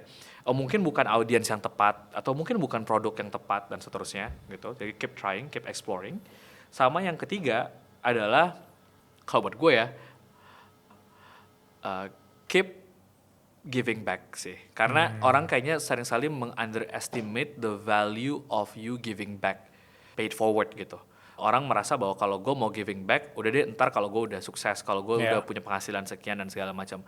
Padahal ini mungkin lebih spiritual ya, tapi bagi gue kayak di fase lu belajar, di fase lu apa segala macam, semakin banyak justru sebenarnya lu membagikan gitu ya. Lu tahu apa, lu mungkin lu share, mungkin lu lu punya uang rezeki lebih lu donasi, lu ngapain gitu ya, membantu siapa gitu ya. Menurut gue pada akhirnya ntar balik-baliknya ke lu lagi kok gitu. Benar. Jadi ya jangan hanya memikirkan diri sendiri, tapi kalau ada orang sekitar lu yang bisa lu bantu, try to help them juga, karena at the end of the day it will help you gitu. Terima kasih banyak Iman Usman. Sama-sama. Semoga lancar karya-karya lu, dan amin. Jangan lupa teman-teman untuk menonton Para Perasup. Yes. Sampai jumpa. Sehat terus.